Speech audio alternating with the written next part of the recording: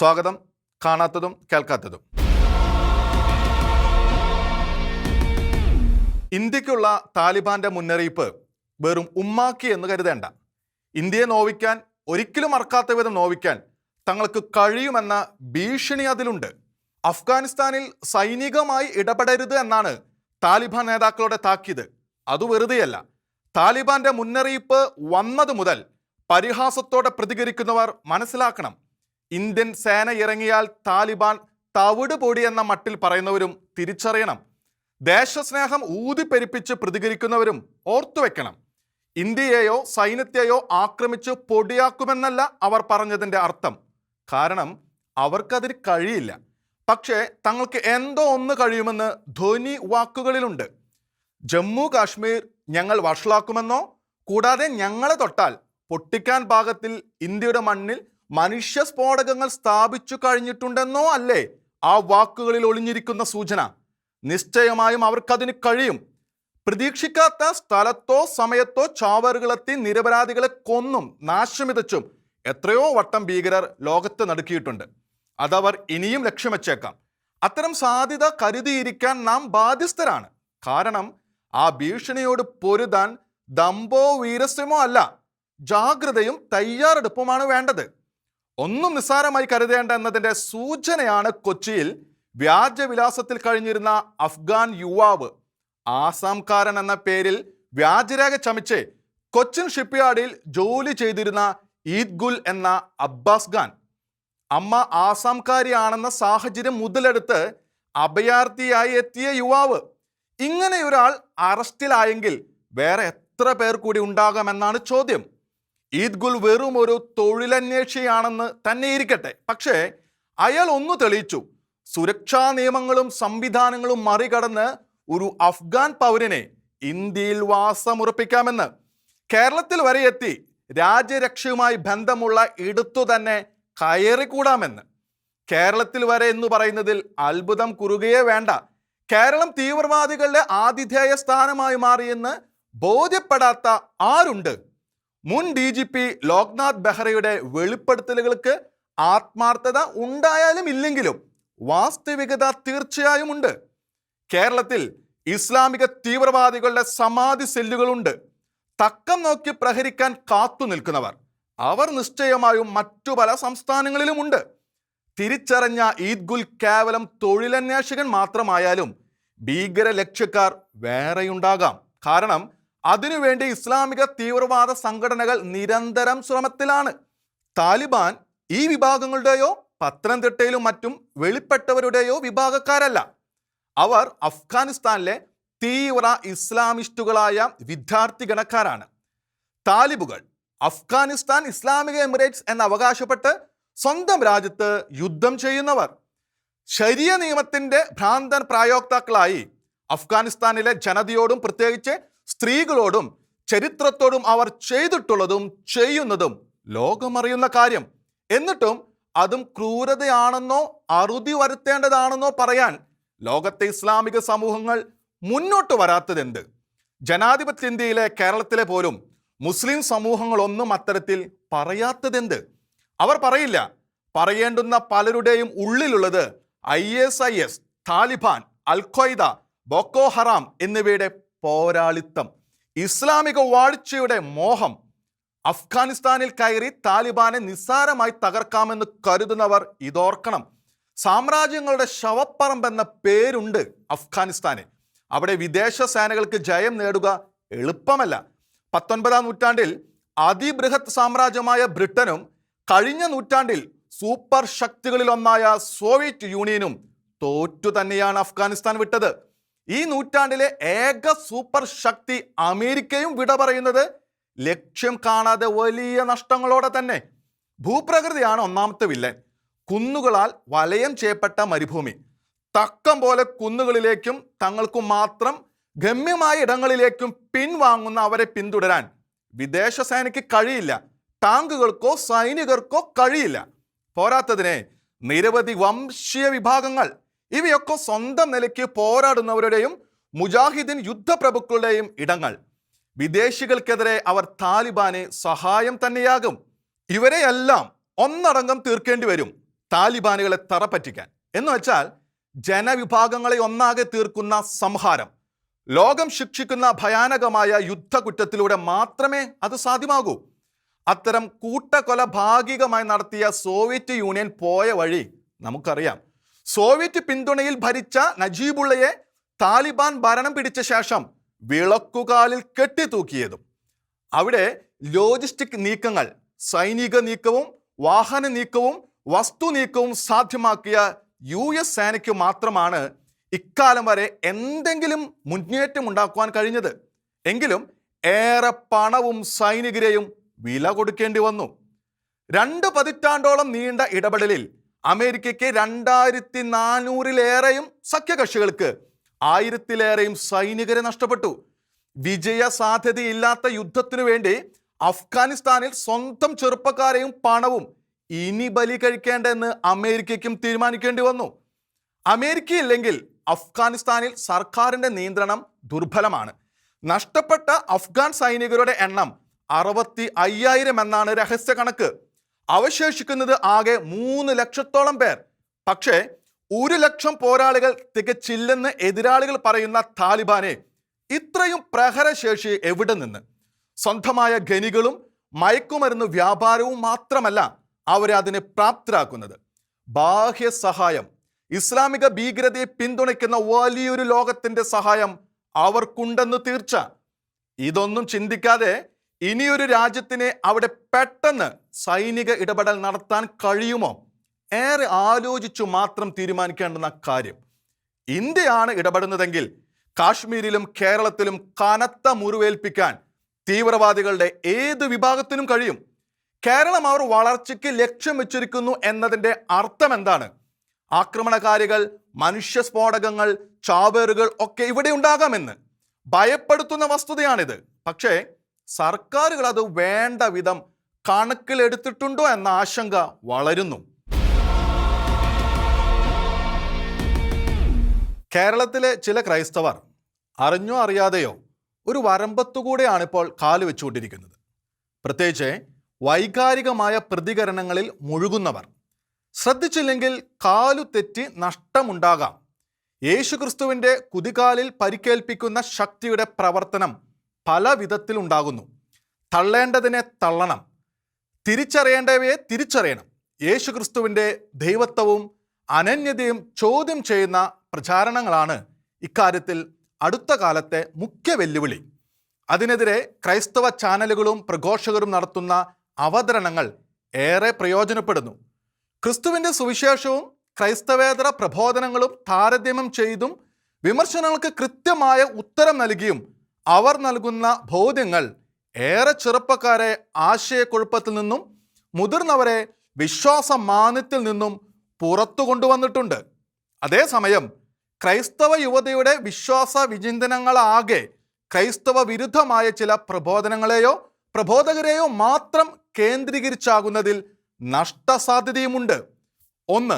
വിമർശിക്കപ്പെടേണ്ട നാമങ്ങൾ അറിഞ്ഞോ അറിയാതെയോ യേശുവിൻ്റെ നാമത്തെക്കാളേറെ ഉച്ചരിക്കപ്പെടുന്നുണ്ടെങ്കിൽ, അറിയാതെ ഉയർത്തപ്പെടുന്നെങ്കിൽ അതിലുള്ള നിർലീനമായ ദോഷം. 2. യേശുവിനേക്കാൾ കൂടുതലായി വല്ല അബദ്ധ പ്രബോധനങ്ങളുമാണ് ചർച്ച ചെയ്യപ്പെടുന്നതെങ്കിൽ അതിൽ ഏറ്റവും കൂടുതൽ സന്തോഷിക്കുക സാത്താൻ തന്നെ ആയിരിക്കും എന്നത്. ഏതു വിധേനയും മനുഷ്യന്റെ നീക്കങ്ങളിൽ അവൻ അറിയാതെ മുഖ്യ കേന്ദ്രമാകാനും സത്യദൈവത്തിൻ്റെ രക്ഷാകര പദ്ധതിക്ക് ബദലായി കൗശലം മുറ്റിയ വിനാശന പദ്ധതികൾ ആവിഷ്കരിക്കാനും അവന് വിരുദുണ്ട്. ദൈവത്തിൻ്റെ സൃഷ്ടിയായിട്ടും അവിടുത്തെ ധിക്കരിച്ച് അവിടത്തേക്കാൾ വലിയവനാകാൻ മോഹിച്ചവനാണ് സാത്താനെന്ന് നമുക്കറിയാം. അവൻ്റെ എക്കാലത്തെയും ശൈലിയാണ് ദൈവത്തെ അനുകരിക്കുക എന്നത്.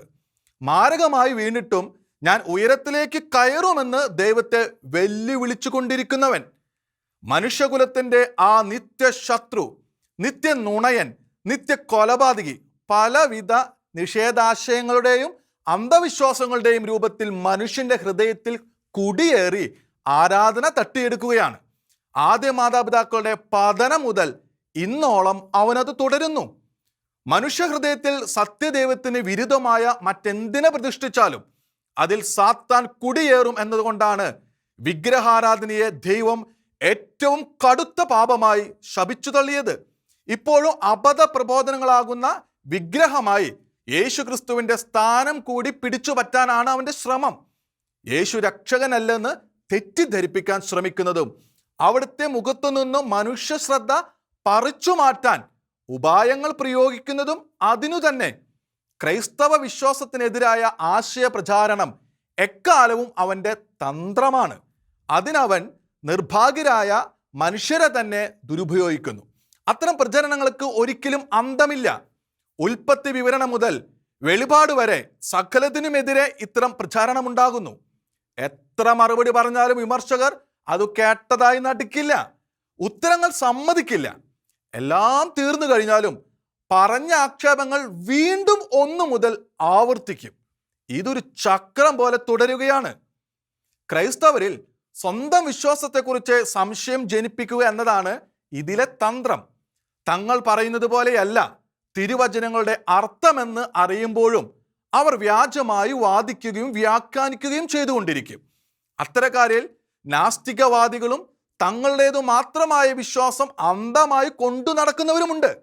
അത്തരക്കാരുടെ സ്ഥിരം വിമർശനങ്ങളാണ് യേശു ക്രിസ്തു ദൈവമല്ല, യേശു കുരിശിൽ മരിച്ചിട്ടില്ല, ഉയിർത്തെഴുന്നേൽപ്പ് കെട്ടുകഥ മാത്രം, പഴയ ഉടമ്പടിയിലെ യഹോവ ക്രൂരനാണ്, കൊല്ലാൻ പറയുന്നവനാണ്, ശ്ലീലമല്ലാത്തവ കുത്തിനിറച്ച ഗ്രന്ഥമാണ് ബൈബിൾ എന്നിങ്ങനെയുള്ള വിമർശനങ്ങൾ. ശ്രദ്ധിക്കേണ്ടുന്ന കാര്യം ആവർത്തിച്ചു പറയാം. അവരുടെ ആക്ഷേപങ്ങൾക്ക് മറുപടി കൊടുത്ത് വിശ്രമിക്കാൻ ആർക്കും കഴിയില്ല. യേശുവിനെ പ്രഘോഷിക്കേണ്ടുന്ന സമയത്തിൽ ഏറെ ഭാഗം പ്രതിവാദങ്ങൾക്കായി ചെലവഴിക്കേണ്ടി വരുന്നെങ്കിൽ അതു നഷ്ടം തന്നെ.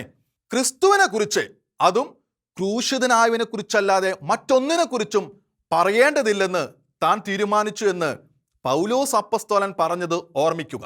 ക്രിസ്തുവിന്റെ കാര്യത്തിൽ ശ്രദ്ധയുറപ്പിക്കാൻ ഇത്രമാത്രം നിഷ്ഠ ആവശ്യമുള്ളപ്പോൾ പച്ചക്കള്ളം എന്നറിഞ്ഞുകൊണ്ട് വിമർശനം വിളമ്പി അതിനുള്ള പ്രതിവാദങ്ങളിൽ ക്രൈസ്തവരെ കുടുക്കുന്നത് ക്രിസ്തുവിരോധിയുടെ മഹാതന്ത്രം. പ്രഘോഷിക്കേണ്ടതിൽ നിന്നും പ്രവർത്തിക്കേണ്ടതിൽ നിന്നും ശ്രദ്ധ മാറ്റാൻ ക്രൈസ്തവ വിശ്വാസികളെ നിർബന്ധിതരാക്കുന്ന തന്ത്രം, സാധാന്യ ബുദ്ധിയുടെ വേലത്തരം. പക്ഷേ ഈ പ്രതിരോധം ക്രൈസ്തവർക്ക് ഒഴിവാക്കാനുമാവില്ല. വിശ്വാസികളെങ്കിലും സംശയങ്ങളുള്ള ചെറുപ്പക്കാർ യേശുവിരുദ്ധരുടെ കെണിയിൽ പെടാതിരിക്കാൻ ശരിയായ ബോധ്യങ്ങൾ വേണമല്ലോ. അവർക്കത് യഥാസമയം യഥാസ്ഥാനം ലഭിക്കാതെ പോയതിൻ്റെ ഫലമാണ് പല ചെറുപ്പക്കാരുടെയും അപഭ്രംശത്തിനു കാരണം. അതിനാൽ പ്രസക്തമായ മറുപടികളും വിശദീകരണങ്ങളും യഥാസമയം ഉണ്ടാകുക തന്നെ വേണം. അനാവശ്യമായ തർക്കങ്ങളിൽ മുഴുകുന്നതിൻ്റെ ആപത്ത് വിശുദ്ധ പൗലോസ് പറഞ്ഞത് മറ്റൊരു സാഹചര്യത്തിലായാലും ഇന്നും വളരെയേറെ പ്രസക്തമാണ്. മുമ്പില്ലാത്ത വിധം കേരളത്തിലെ ക്രൈസ്തവരെ വഴിതെറ്റിക്കാനും വിശ്വാസ സത്യങ്ങളെ വെല്ലുവിളിക്കാനും ചിലർ ശ്രമിക്കുമ്പോൾ പറയേണ്ടവർ മറുപടി പറയണം. അതേസമയം എല്ലാവരുടെയും ഊർജവും ശേഷിയും ആ വഴിക്ക് പാഴാക്കാനുള്ളതല്ല. എല്ലാവരുടെയും നാവുകൾ ക്രിസ്തുവിരോധികളുടെ സന്ദേശവാഹകരെ ഉദ്ധരിക്കാനുള്ളതുമല്ല. പ്രഘോഷിക്കേണ്ടത് യേശുവിനെയാണ്, ശ്രവിക്കേണ്ടത് യേശു വചനങ്ങൾ. ദാവീദിനെ ഒപ്പം നടന്ന് നിരന്തരം ശപിച്ച ശിമെയയെ പോലെ യേശു വിശ്വാസത്തെ നിരന്തരം ആക്ഷേപിക്കുന്നവരെ കേൾക്കാൻ ക്രൈസ്തവരുടെ സമയം പാഴാകാതിരിക്കട്ടെ. ഏറെ പ്രധാനപ്പെട്ട മറ്റൊന്ന്, ഈ വിശ്വാസ പ്രതിരോധത്തിൽ വിദ്വേഷം കടന്നു കയറിക്കൂടാ എന്നതാണ്. ആക്ഷേപകരെയും വിമർശകരെയും യേശുവിനായി നേടുക എന്നത് എല്ലാ പ്രതിരോധങ്ങളുടെയും അവസാനത്തെ ലക്ഷ്യമെങ്കിലും ആയിരിക്കണം. കാരണം യേശു അവർക്ക് വേണ്ടി കൂടിയാണ് പീഡകൾ സഹിച്ചും മരിച്ചത്. മറ്റൊന്ന്, വിദ്വേഷം സാത്താന്റെ ഭൗതിക സ്വത്താണ്. അതിൻ്റെ പൂർണ്ണ പാറ്റന്റ് അവകാശവും അവനു തന്നെ. അവൻ്റെ ആയുധം ഉപയോഗിച്ച് ആർക്കും അവനെ കീഴ്പ്പെടുത്താനാവില്ല. മാത്രമല്ല അത് ഉപയോഗിക്കുന്ന ആരും അവന് പ്രതിഫലം കൊടുക്കേണ്ടി വരികയും ചെയ്യും. വിശ്വാസ പ്രതിരോധം വിദ്വേഷം വളർത്തലായി മാറിയാൽ അത് മറ്റൊരു ദുരന്തം തന്നെയാകും. കാത്തു സൂക്ഷിച്ചത് കൈവിട്ടുപോകുന്ന ദുരന്തം. യേശു എന്തിനാണ് കുരിശിൽ നിലവിളിച്ചത്? എത്രയോ കാലങ്ങളായി പലരും ചോദിക്കാറുള്ള ചോദ്യം. എൻ്റെ ദൈവമേ, എൻ്റെ ദൈവമേ, എന്തുകൊണ്ട് നീ എന്നെ കൈവിട്ടു എന്നർത്ഥം വരുന്ന നിലവിളി. അത് യേശുവിൻ്റെ ഭീതിയുടെയും പരാജയബോധത്തിൻ്റെയും പ്രകടനമായി വ്യാഖ്യാനിക്കുന്നവർ നിരവധി. ഇപ്പോഴല്ല, ക്രൈസ്തവ വിശ്വാസത്തെ എതിർത്ത് 1.25 നൂറ്റാണ്ട് മുൻപ് ഒരു അക്രൈസ്തവ താർക്കികൻ മലയാളത്തിൽ ഒരു പുസ്തകം എഴുതിയിരുന്നു, ക്രിസ്തുമത ഛേദനം. അതിൻ്റെ പുതിയ എഡിഷൻ ഇപ്പോഴും പ്രചാരത്തിലുണ്ട്. അതിൽ ഗ്രന്ഥകാരൻ യേശുവിൻ്റെ കുരിശിലെ നിലവിളിയെക്കുറിച്ച് പറയുന്നത് ഇങ്ങനെ: യേശു സാധാരണ മനുഷ്യനെ പോലെ തന്നെ മരണത്തെക്കുറിച്ച് ഭയവും ഭ്രമവും ഉള്ളവനായും നിലവിളിച്ചുകൊണ്ട് വേദനയെ സഹിപ്പാൻ ധൈര്യവും ശക്തിയും ഇല്ലാത്തവനായും സർവശക്തനല്ലാത്ത അല്പദേവതയെ സേവിച്ചതുകൊണ്ട് നിരാധരനായും തൻ്റെ വിശ്വാസവും ആഗ്രഹങ്ങളും വിഫലങ്ങളായി ഭവിച്ചു എന്നും സ്പഷ്ടമാകുന്നു. ഏതാനും ദശകം മുമ്പ് പ്രൊഫസറായിരുന്ന മലയാളത്തിലൊരു കവി യേശുവിൻ്റെ ബലഹീനമായ നിലവിളിയേക്കാൾ ഹേ റാം എന്ന ഗാന്ധിജിയുടെ ധീരമായ അന്ത്യവചനമാണ് തന്നെ ആകർഷിക്കുന്നതെന്ന് പറഞ്ഞതായി വിവാദമുണ്ടാകുകയും അദ്ദേഹം അത് നിഷേധിക്കുകയും ചെയ്തത് ചിലരെങ്കിലും ഓർക്കുന്നുണ്ടാകാം. യേശുവിൻ്റെ നിലവിളി എന്തെന്നറിയാത്ത പലരും ഇപ്പോഴും ഇതേ മട്ടിൽ കരുതുന്നു. അതിലപ്പുറം ക്രിസ്തുവിരുദ്ധരായ ചില മതവാദക്കാർ ഇപ്പോൾ നവമാധ്യമങ്ങളിലും പരിഹാസമായോ വെല്ലുവിളിയായോ യേശുവിൻ്റെ നിലവിളിയെ ഇകഴ്ത്തി സംസാരിക്കുന്നു. അവർക്കതിനേ കഴിയുള്ളൂ എന്ന് നമുക്കറിയാം. എന്നാൽ ക്രൈസ്തവരുടെ അവസ്ഥ എന്താണ്? യേശുവിൻ്റെ നിലവിളിയെക്കുറിച്ച് യഥാർത്ഥത്തിൽ പലർക്കും തെറ്റായ ധാരണയെന്നല്ല, ധാരണയേ ഇല്ല. അത് വിശുദ്ധ ഗ്രന്ഥത്തിലോ പ്രാർത്ഥനയിലോ വായിച്ചു വിടുന്ന വാക്യം മാത്രമാണ് പലർക്കും. അതുകൊണ്ടാണ് ചിലർക്കെങ്കിലും ഇക്കാര്യത്തിൽ യേശുവിനെ ആക്ഷേപിച്ചു സംസാരിക്കാൻ കഴിയുന്നതും. യേശു ക്രിസ്തുവിൻ്റെ കുരിശുമരണം യഹൂദ നേതൃത്വത്തെ പ്രകോപിപ്പിച്ച പ്രവർത്തനങ്ങളുടെ സ്വാഭാവിക അന്ത്യം മാത്രമെന്ന് വാദിക്കുന്ന ക്രൈസ്തവർ പോലും ഉണ്ട് ഇന്ന്. അവർക്ക് യേശുവിൻ്റെ കുരിശുമരണം ദൈവത്തിൻ്റെ രക്ഷാകര പദ്ധതിയാണെന്ന് ബോധ്യമായിട്ടില്ല എന്നാണ് അർത്ഥം. എന്നാൽ യേശുവിൻ്റെ പീഡാസഹനവും കുരിശുമരണവും ഉത്ഥാനവും തങ്ങളുടെ വിശ്വാസത്തിൻ്റെ അടിസ്ഥാനങ്ങളായി ഹൃദയത്തിൽ സൂക്ഷിക്കുന്നവർ അവിടുത്തെ നിലവിളിയുടെ അർത്ഥം ഗ്രഹിച്ചിരിക്കണം. അത് യേശു സ്വന്തം ശരീരത്തിൻ്റെയോ ആത്മാവിൻ്റെയോ തനതു വേദന പ്രകടിപ്പിച്ച വാക്കുകളല്ല എന്ന മഹാസത്യമാണ് സർവരും മനസ്സിലാക്കേണ്ടത്. ദൈവത്തെ ധിക്കരിച്ച ആദി മാതാപിതാക്കളും സന്താന പരമ്പര മുഴുവനും ചേർന്ന് തങ്ങൾക്കർഹമായ ശിക്ഷ നേരിടേണ്ടി വന്നിരുന്നെങ്കിൽ ഉയർത്തുമായിരുന്ന നിലവിളിയാണത്. അവർക്കെല്ലാം വേണ്ടി സ്വയം ശിക്ഷയേറ്റതിൻ്റെ ഫലമാണ് യേശുവിൻ്റെ നിലവിളി. എന്താണ് ആ ശിക്ഷ? മനുഷ്യാത്മാക്കൾക്ക് ദൈവവുമായുള്ള ബന്ധം എന്നേക്കുമായി പൂർണ്ണമായി നഷ്ടപ്പെടുക എന്ന അതിഭയാനകത. ഓരോ മനുഷ്യനും ജീവിതാന്തത്തിൽ നേരിടേണ്ടി വരുമായിരുന്നത് ആ അവസ്ഥയാണ്. ആ നാശത്തിൽ നിന്നും മനുഷ്യനെ വീണ്ടെടുത്ത് രക്ഷിക്കാനാണ് കരുണയുള്ള ദൈവം പിശാചിനെ തോൽപ്പിക്കാൻ കഴിയുന്ന ഏക മനുഷ്യനായി വചനമായ പുത്രൻ തമ്പുരാനെ യേശുവായി നൽകിയത്. അനാദി മുതലേ പിതാവുമായി ഒന്നായിരുന്ന വചനമായ പുത്രൻ തമ്പുരാനെ തൻ്റെ അവതാര ലക്ഷ്യമാണെങ്കിൽ കൂടി സഹിക്കാൻ കഴിയാത്തത് പിതാവുമായുള്ള വേർപാടാണ്. മനുഷ്യാത്മാക്കൾക്കുള്ള വിലയായി യേശു അത് സഹിച്ചാൽ മാത്രമേ സാത്താൻ പരാജയപ്പെടുകയും മനുഷ്യാത്മാക്കൾക്ക് മേലുള്ള അവൻ്റെ അവകാശം ഇല്ലാതാകുകയും ചെയ്യുമായിരുന്നുള്ളൂ. അതുകൊണ്ട് സ്വാഹിതത്താൽ തന്നെ ഇക്കാര്യത്തിൽ യേശുവിന് ഒഴിവില്ലായിരുന്നു. ആ വേർപാട് സഹിച്ചേ മതിയാകുമായിരുന്നുള്ളൂ. ചമ്മട്ടിയടി ഏൽക്കുന്നതോ കുരിശിൽ ആണികളാൽ തറക്കപ്പെടുന്നതോ അതിഭീകരമായി പീഡിപ്പിക്കപ്പെടുന്നതോ ഒന്നും അവിടുത്തെ ഭയപ്പെടുത്തുകയോ അധീരനാക്കുകയോ ചെയ്തില്ല.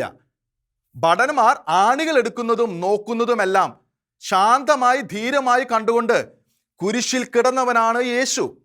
പക്ഷേ ദൈവപിതാവുമായി ഒരു നിമിഷമെങ്കിലും വേർപിരിയണമെന്നത് അവിടുത്തെ ശക്തി അത്രമാത്രം ചോർത്തി. ചിന്തിക്കാൻ കഴിയാത്തത്ര ദുസ്സഹമായ വേദനാനുഭവമായിരുന്നു അത്. ആ വേദനയാണ് ഗെത്സമൻ തോട്ടത്തിൽ അവിടുത്തെ രക്തം വിയർപ്പാക്കിയത്. ഒരു വശത്ത് മല പോലെ മർത്യഭാവങ്ങൾ, മറുവശത്ത് ദൈവപിതാവിന് പിരിയേണ്ടി വരുന്ന ഭയാനക അവസ്ഥ.